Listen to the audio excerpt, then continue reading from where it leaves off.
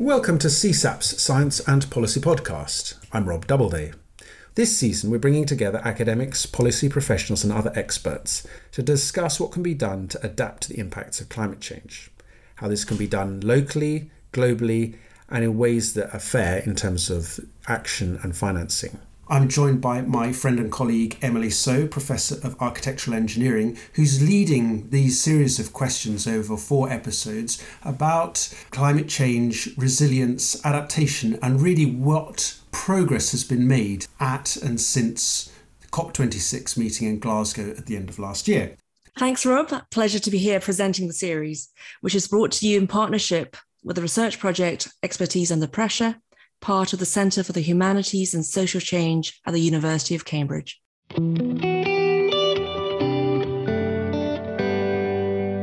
this episode, we're discussing how people and businesses can learn to adapt and live with climate change, what behaviours need to be adopted, and what conversations should be had and what action should be taken at a global, national and local level. We're delighted to be joined by Professor Dame Julia King, Baroness Brown of Cambridge, who's Deputy Chair of the UK Committee on Climate Change, chairing its Adaptation Committee and Chair of the Carbon Trust. And Emily Farnworth, Co-Director of the Centre for Climate Engagement at Hughes Hall here in Cambridge. Thank you both so much for taking the time out of your busy schedule to join us today. I think I'll start with a question that I've asked in the previous 2 episodes and really get you to tell us more about COP26 and what your reflections are on COP26. How has it been different from other COPs? What are the main game changes? And perhaps I'll start with you, Emily. Thank you so much, Emily. And it's really a delight to be here. So thank you for inviting me into the episode. Yeah, in terms of reflections from COP26 in Glasgow, I think it's fair to say that yet again, we've seen a huge swell of commitment and examples of action from the business community, and in particular, a real growth in interest and visibility of the finance sector in particular. And I think what that does is it signals to governments that there's a real desire from the private sector with the backing of the investors to go faster, to implement both the changes we need in technology and infrastructure to reduce emissions, but also that indicator that's, and for the first time, I think, a much stronger voice on the need for building resilience. And similarly, really good examples of organisations and businesses who've been working on addressing some of the challenges around flooding, building natural barriers, a whole range of new solutions that we're seeing on the resilience side of things, as well as the mitigation elements. So I think that was one of the real kind of takeaways from Glasgow. Obviously, we also saw the confirmation of the rule book, which is a big, key aspect for the negotiation process as part of the Paris Agreement.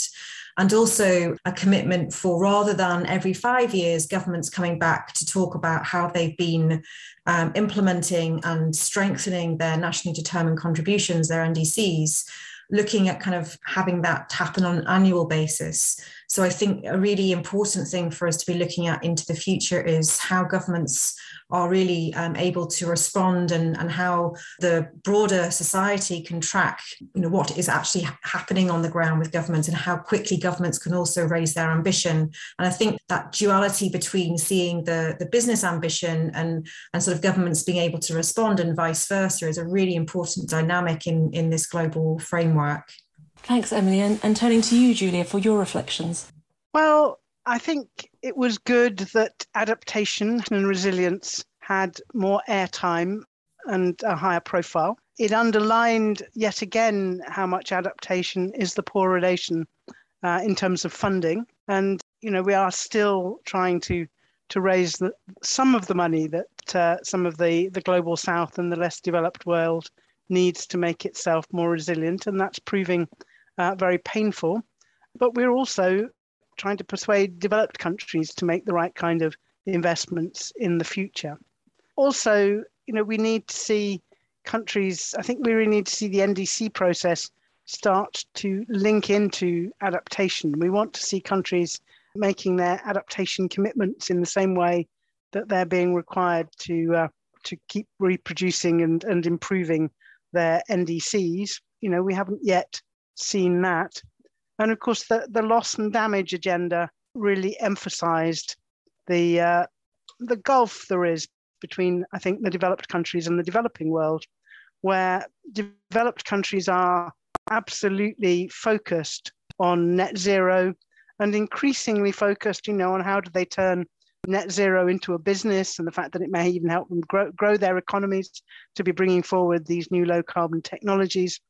And the developing world, particularly in the global south, is very, very focused on adaptation, because they're already experiencing some really severe impacts of climate change.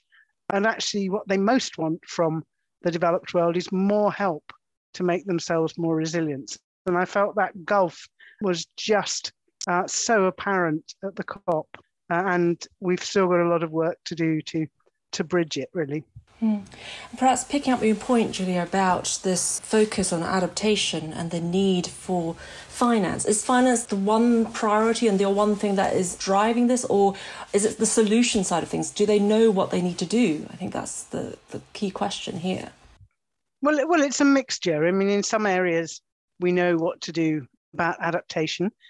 We've got terrible famine in Kenya and Ethiopia at the moment, and partly caused by the fact that they're growing crops which are not suited to their very dry climatic conditions. So they're growing maize instead of their traditional crops of sorghum. And maize is a much, much more water hungry and less drought resistant crop. And part of this is because they're growing these crops because that's what we've driven them to grow. So, we know there are solutions like supporting farmers with on-farm water storage. So when it does rain, they can be keeping the water for the times when it doesn't rain. We know that growing the right kinds of crops can help them with something that's a bit more drought resistant. Of course, it can't be, things aren't totally drought resistant. But, some of this famine is caused by the changes, quite often which we have had an influence in, because we wanted to import some of these different foods that they're now growing. So yes, we have some of the solutions, but yes, also we need the investment in order to implement them. And of course, that's true in the UK and in developed countries as well as in developing countries. I mean, what you were saying about the fact that the actual change in the business models, if you like, is driven by obviously the demand, the global demand for certain products that is not native, is something that we are seeing more and more in terms of globally the demand for different food types, the different metals, precious metals.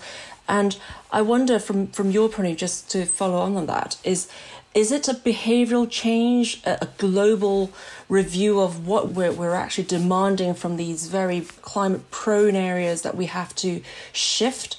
Or is it more to do with actually targeting, first of all, the immediate problems and then trying to influence the long-term demands? Well, some of it, I think, is about companies and organizations really looking at their supply chains and recognizing that they have to have resilient supply chains, and getting them to recognize that actually resilient supply chains for food crops, for example, means you have to care about the state of nature in the countries where those crops are coming from. You have to care about the state of their environment, because if you want them to be resilient and to continue to grow those crops and to continue to be able to supply you with things, whilst hopefully also feeding themselves, the state of nature in those countries has got to be healthy so that it can withstand some climatic changes and climatic impacts that climate change will bring. So, we are all very interconnected in this, and we should, I think, in a way, companies should be helping the countries that they are importing goods from, because that's actually the best way of securing those supply chains, rather than just simply saying, oh, I need 5 different places to get this from, so if place A has a flood or a problem, I just buy it from place B. Why not actually invest in helping place A to make themselves resilient and make your supply chain more resilient that way? That's really interesting. And Emily, you mentioned about the businesses being more visible and involved in COP26. And I wonder what they think about this duty of care, really, that Julia's just mentioned. Is that part of their remit? Do you see them having that in their thinking about how they progress into the next decade? Yeah, I do think it's really important. And I think there's been a lot of focus on, from a company perspective, on sort of looking at their direct emissions, their sort of scope 1 and 2 emissions from a mitigation perspective. And increasingly now they're looking at their supply chain and looking at the emissions reduction that they need to make there too. And I think as a result of that, and also probably as a result of the global pandemic and sort of various other challenges that we're facing in the world as a result of, conflict in many parts of the world, I think a real recognition of the sensitivity of supply chains and value chains in being able to deliver. And I think that what that's doing for businesses is recognizing that there are multiple reasons why they really need to understand, where they're relying on product, whether it be, food commodities, whether it be natural resources, whether it be electronics. I mean, there's a whole range of different organizations and businesses that have been really struggling in the context of being able to access what they need. And I think the other thing that I'd say from the business community perspective is, although COP26 certainly highlighted the sort of race to zero, the race to resilience is also highlighting for some industry sectors like tourism, for example, where there's a real need to understand the sensitivity around coastal locations and how they need to be able to kind of protect coastal zones. Just to kind of give you one very specific example, I think the drive for companies to need to look more clearly at the financial implications associated with climate risk is highlighting not just the sort of carbon intensity of their operations and their value chain, but also the sensitivity to climate impacts, whether that be extreme weather, whether that be flooding, sea level rise, etc. And so I think there is a growing awareness now of some of the challenges facing business, but I don't yet think there's a sort of systemic view around it yet. I think it's still very much sort of asset by asset, kind of what is the risk, rather than necessarily thinking in the longer term about their business models and their value chains more holistically. So I think that's maybe somewhere that we'll start to see a better understanding of how businesses need to work together, need to work with local governments and local communities to have a more resilient approach across a community, rather than just their own specific item that they're trying to kind of secure as part of their business. You mentioned about the recent crisis, the war in Ukraine and COVID, obviously. Have we learnt any lessons from those crises that are helping the climate agenda in any way? Are the governments paying more attention to certain aspects of regulations or anything that within the kind of national level, Julia, that you can comment on that is helping the agenda, the climate agenda, and our race to resilience?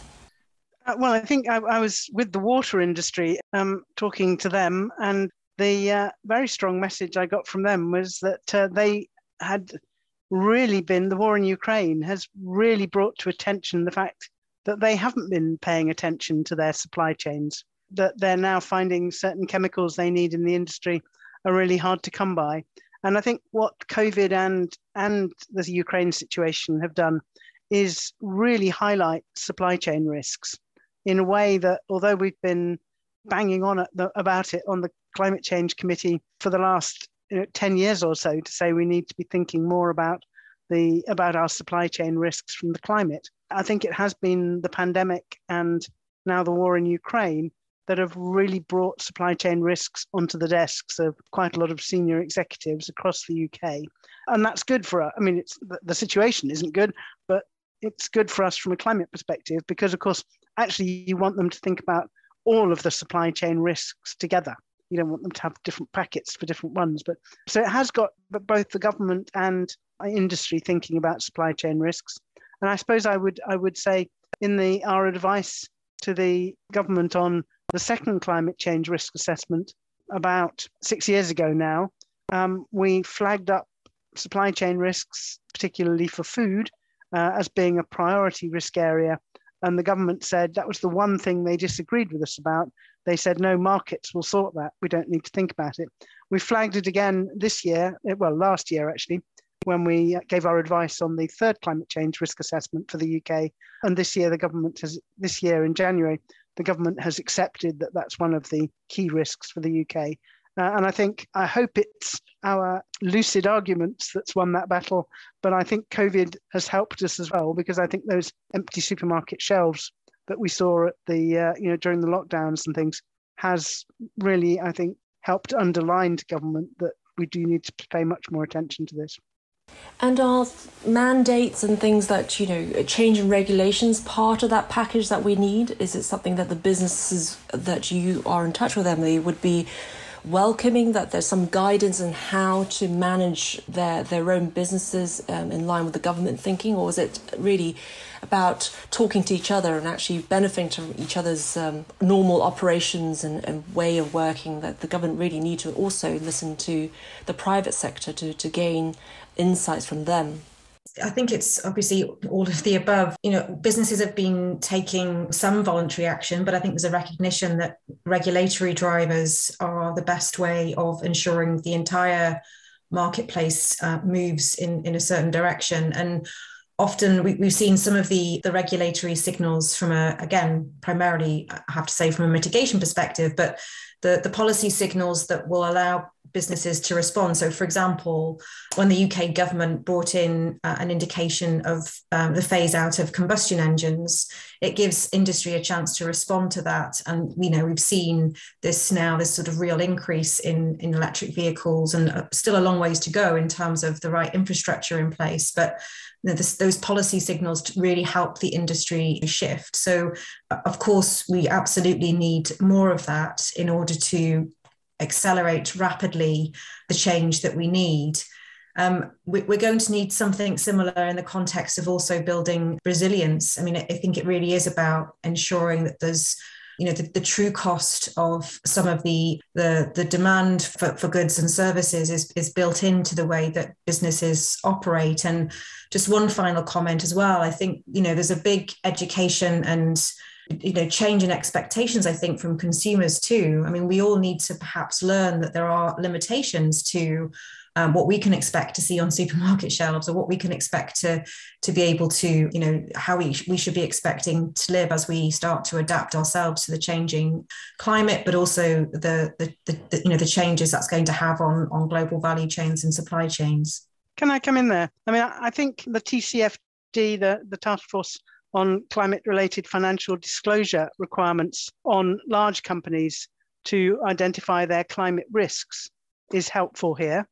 But I think what we see that doing is that it's got it onto the risk register, but that's a bit of a tick. We've declared it.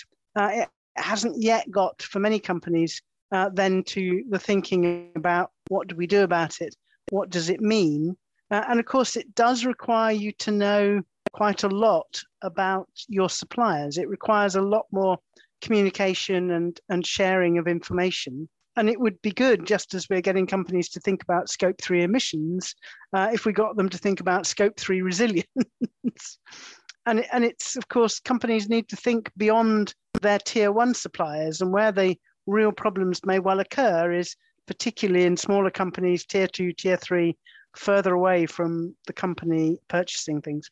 But I think for some of our regulated industries, so some of our infrastructure industries, I think the regulators could be playing a much stronger role here. And again, from the water industry earlier in the week, I had a really interesting but frustrating example where a water company had its facilities resilient to a 1 in 200 year flood, but then the electricity got cut off because their electricity supplier, their local part of their electricity network, was only actually resilient to a 1 in 20 year flood. So when there was a major storm, their electricity went off. So, actually for our regulated industries, for our really key industries, I think the regulators could be doing something to ensure there are consistent, resilient standards between companies and their suppliers. I think that could be a very important part of keeping the British population safe, really. This is an area of great concern to me in my area of research when we look at disaster resilience and look at natural disasters, that the ones that are working in the field don't speak the same language. We don't have the standardised metrics or actually a way of communicating that allows for that collaboration that you talk about, allows for that looking beyond the first tier, looking, to the origins of your suppliers and really get to the bottlenecks and the potential issues. And I think that's something that perhaps COVID and Ukraine have brought to light, is that it doesn't stop, at the doorstep. It has to go beyond that, right? It can't be, and standardization and actually talking the same language and making sure everybody has that same agenda is a good start. Perhaps we can move a little bit towards out of kind of the national regulatory agenda and initiatives to something, Julie, you've talked about before, the local context. And how do we translate some of these climate initiatives into the local context? And what are we lacking to help the local communities in the UK and abroad? Well, I think quite often we have some very good climate projections, but actually interpreting those, because adaptation, because building resilience has to be local, because it depends on what the local impact of climate, so your local weather conditions that the climate change is going to deliver for you. It of course depends on your local terrain, your soil types, whether you're urban or rural environment. It depends also on how naturally resilient your population are, how rich they are, how poor they are, the demographics about age, are they particularly elderly? So how resilient, how much kind of inherent resilience do they have? All of those things are important. And I think one of the things that we need a lot more of is actually the interpretation of climate data down to what does that mean for the kind of situations, the kind of scenarios locally that we need to be ready for, that our local resilience teams or resilience fora, as we have in the UK, what do they need to be prepared for? And I think that's quite an important and still quite often missing piece of the puzzle. And actually it's often missing for business as well, because they say, okay, you tell us about 2 and 4 degree rises, but I've got a factory in this location. What kind of conditions might that factory be seeing, and therefore how do I need to be prepared in order to make sure it can continue functioning, or whatever it is? So that I think is one of the gaps. The other big gap, of course, for national and local action is actually the ability to make a business case for adaptation action. You may be able to raise a green bond, but then at the end of it, you've got to pay that back. There's got to be a revenue stream associated with it. And the benefits of adaptation actions are often so dispersed, it's quite hard to identify where this revenue stream is going to come from. And actually, people who are probably going to have to pay in some of these local situations, people do not yet understand that this is something they are going to have to pay for. So that's not really on their agenda. I mean, somebody was talking to me earlier about something it was suggested that Glasgow City Council should do in terms of improving resilience, which would have then required them to put a levy on their population in Glasgow to pay for the changes that were being made. And they just said, no, we can't do that. People don't recognize they need to pay for this yet. And we can't be seen to be, it would be politically unacceptable for us to tell people they're going to have to make these additional payments. The other problem associated with that is that we still discount the future. And a lot of adaptation is still certainly perceived to be an investment for the long term. And there's this assumption that we're all going to go on getting richer, so it will get cheaper to do it the longer we leave it. And I think that's an assumption that we really have to start to question these days. The Dasgupta review has shown us how we're using up nature at a faster rate than nature can regenerate itself. We know that, if we're not careful, there are some key minerals and things we're going to be running short of if we just dig them out of the ground willy-nilly and don't use them really carefully. We are kind of using up our planet in terms of nature, in terms of other resources, faster than is sustainable. So this assumption of continued year-on-year GDP growth everywhere on the planet, which enables us to discount the future, I think is one we really need to rethink. That's really interesting, and lots of food for thought in terms of what's in it for the early adopters. And I think I'd like to turn to Emily. In your experience in your world with businesses, NGOs that you talk to, What are the opportunities for them? What areas of innovation should they be looking into in order to become these early adopters, but actually get some kind of financial reward for that? Yeah, I mean, again, it's probably a lot clearer for a lot of organizations and businesses to see that on the mitigation side of things. We have seen in some cases, incentives that can help support and also the kind of quick paybacks for basic things like, becoming more energy efficient and more resource efficient. I think as we start to see some of these other areas that need to be addressed, for example, in the UK, with this requirement now to ensure a 10% net biodiversity gain, there's opportunities with that sort of driver, if you like, to ensure that companies are thinking more holistically about what that might mean for flood defence or flood control, and sort of perhaps being, again, sort of quite sort of thoughtful about what it can do to also improve people enjoy being in nature and people enjoy kind of those open spaces, and thinking about the health benefits of that in the context of people spending more time outdoors or being able to walk or cycle. Obviously, all of those things are being taken into consideration. But I think the truth of it is, particularly in the context of local planning, there are a lot of different demands on space and a lot of different issues to weigh up. And I think it's really about being able to prioritize some of these issues that are relevant for building climate resilience, building back and regenerating the biodiversity in a way that at the moment there's not always a strong economic driver for. And it is something that we have to recognize there's value beyond the sort of, the hard cash, if you like. And I think we're getting better at understanding some of the economics. We're getting better at understanding some of the, if you can kind of ensure that you can improve the health of local communities, then obviously there are savings in the healthcare system. I mean, I know it's not quite that simplistic, but we do need to start thinking about how we kind of look at the bigger picture of what this means for the economy and the health of people and their well-being,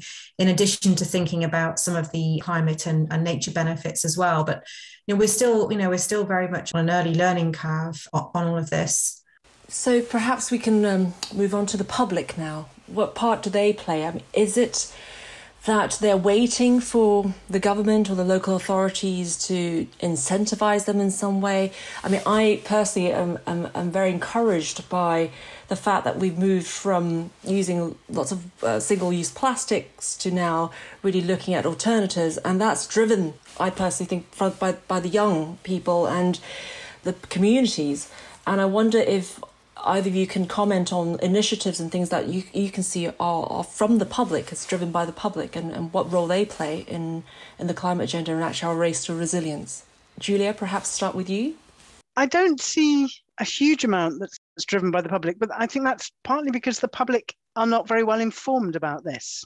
It hits the public when an area floods, or when the surface water flooding and your basement floods in London, or when we have a really, really extraordinarily hot summer, as we've had actually in a number of years recently. But when that goes away, it's not something the public, I think about very much, actually. And one of the things that DEFRA is doing at the moment actually is sort of equivalent to the thing that Parliament actually ran for the public on climate change mitigation, to try and gauge public understanding and opinion about adaptation and resilience and what's going to be needed. Because I think we desperately need to increase public understanding. You hear stories of people in areas or living by rivers that flood regularly, that actually they still perceive that rather than increasing the value of their home, property level flood resilience measures like raised sockets and tiled ground floors and waterproof plaster and raised door sills and things, they still perceive those things will reduce the value of their home, because people will think, oh, it's an area that floods. But the reality is this is an area that floods. If you see a home that hasn't got those features, then when the flooding happens, it's going to be a long time before you can get back in. So there's still not the right kind of understanding. It should actually add to the value of your home. It shouldn't be seen as a negative. If you want to live in that beautiful area just by the river where it might flood, it may well be that the Environment Agency can't come along and protect you with temporary barriers, and you don't want a huge concrete screen built in front of your house stops you seeing the river or whatever. So we do need to change the thinking about adaptation in the UK, because it isn't really on people's agenda. It's very different if you go to some of the low-lying countries that flood regularly, where, of course, everybody is signed up for the alerts and everybody is drilled and knows exactly what to do. And we've seen in some of the poorer parts of the globe where they flood regularly, where they've now put in place really good warning systems, we've seen dramatic reductions in the number of people who die in major flooding events. We haven't yet got that culture, certainly, and as we saw in Germany last spring when there were those terrible floods, large numbers of people died. We haven't got that culture and understanding yet in places like the UK and other parts of Europe, not obviously the Netherlands, but other parts of Europe where we're not so familiar with these events. And Emily, is it in the messaging that we're not getting right? Is it because we're fearful that it'll panic the public if we are too strong with our messaging that things are going to happen? Or is it really a behavioural shift, as Julia is mentioning, that we need to start subconsciously building these messages into the public and getting them to take responsibility for what's going to happen? Yeah, I mean, I think, things like hosting a COP in the UK has sort of put it on the radar for a lot more of the public. And I know many of the broadcasting houses, built into their programming, the sort of the context of climate change into soap operas and quizzes and all sorts of other things, which I think does help to raise awareness. But I think the tricky thing is, there's many surveys out there that talk about people's, people caring about climate change, people understanding it, but not necessarily changing any behaviour as a result. And I think probably even less understanding, apart from, as Julie mentioned, when you're immediately hit by an extreme weather event or flooding in your particular neighbourhood, then that kind of brings it to home. But in those cases, perhaps not necessarily always a clear understanding between the link around what's happening with that and the context of climate change. One really positive anecdote I heard was that the Grantham Institute at Imperial College has got a document which is the 9 things you can do about climate change. And they've reported that that's hands down the most downloaded document on their site. So I think there is a real desire from people to kind of try and understand what they can do. But of course, a lot of what you can do in your day-to-day life, of course, you can take small steps, but it is some of these more fundamental systemic changes that are needed. And so really using your kind of, your kind of voting voice, if you like, to kind of really push and put things on the radar for members of parliament is probably something, some of those kind of actions that we need even more of.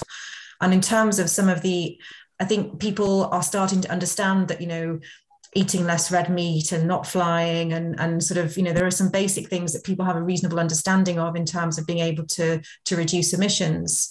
But there's perhaps not quite that level of understanding around some of the things that they can do to build resilience. And with an aging population, the issue of and with rising energy bills, the issues of either, people overheating or being, too cold in the wintertime, I think these kinds of issues are going to hit home. And perhaps in the same way that the young voice has, raised the alarm, if you like, in terms of their future, I think there's some other issues as well. I think we're going to be dealing with in terms of the changing demographic in the UK. And I think what we need to be able to do is also give people the kind of the positive responses that they can take in order to take action to build resilience in their community as well.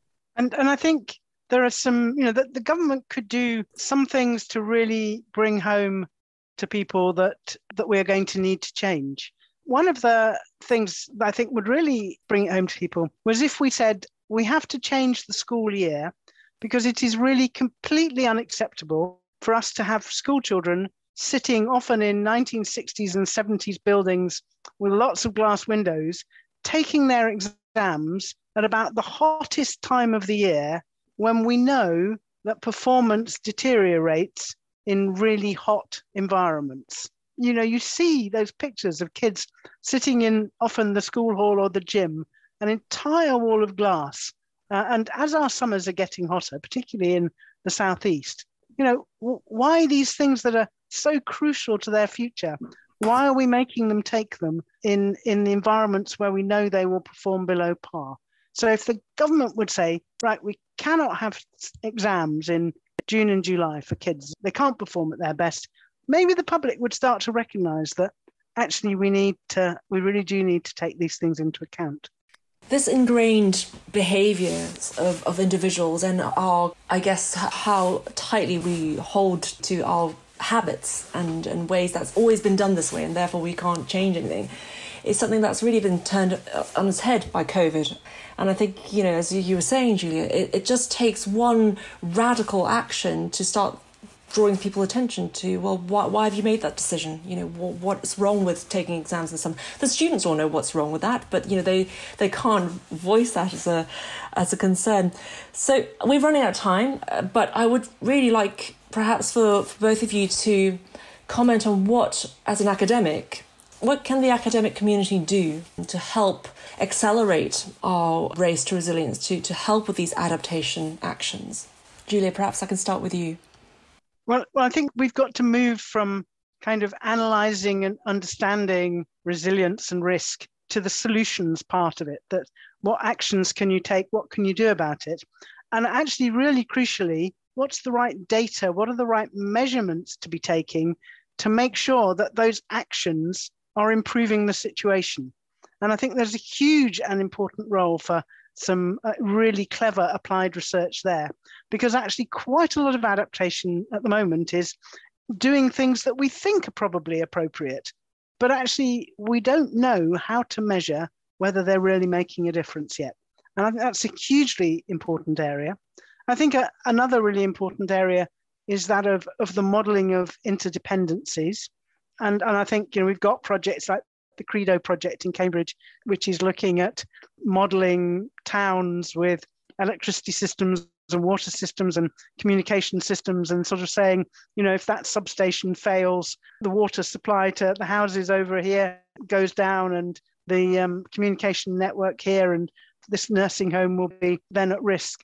That kind of modelling, which doesn't actually require the industries to share data yet, but it's the kind of modelling that I hope will convince people that we need to change the regulatory environment, that industries do need to share more data, that we need that communal understanding of interdependencies. That is hugely helpful, I think, and enormously powerful.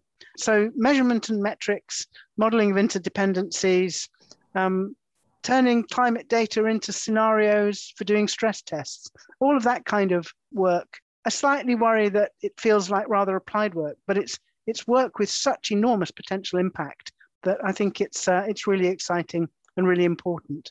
Yeah, I would really echo that point around data. And I think a combination of things, the increasing understanding and use of artificial intelligence, use of machine learning to not only access more data, but to analyze data in ways that we just haven't been able to do previously, and to use some of that, sort of academic resource to really apply it to some of the challenges that we have right now to increase transparency. And the benefit of universities in this space is that, we can really sort of focus on making sure that a lot of this data is in the public domain, and that there's access to some of this data and information, so that it doesn't just sort of get sucked up from a corporate standpoint and not shared in the right way. So I really do think all aspects of this data piece are really important. And I think something linked to that, for example, the work that Cambridge is doing on digital twins, for example, and sort of being able to utilize these kinds of models to, scenario test, and this sort of interconnectedness that we have around the different infrastructure. I mean, the point that Julia made about, understanding we have enough power demand for the water companies to do what they need to do, at a time of need. There's all sorts of interconnected pieces to this jigsaw, which I think we have the capability now to be able to understand and better model. The other thing I would say, I mean, the Cambridge Zero Policy Forum, I think, has been really helpful in that multidisciplinary approach to looking at issues. And being able to bring together the engineers with the social scientists, with the geographers, with the law academics, I think to really think through some of the challenges that we've got to face in a much more creative way, I think is a really important role that the universities can play.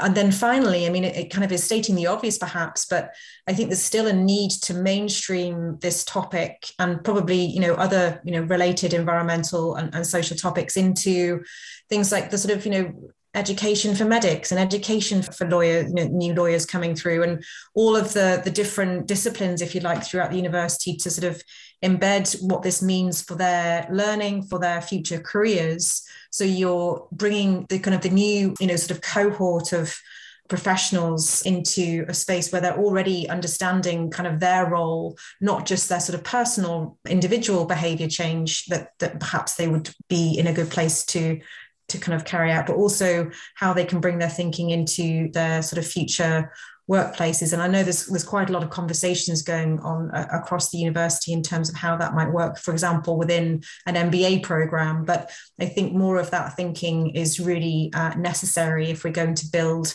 the next generation of professionals and leaders with a really good understanding of the challenges that we're going to be facing. Great, thank you so much. I guess I'll add that to that from my own teaching of the architects.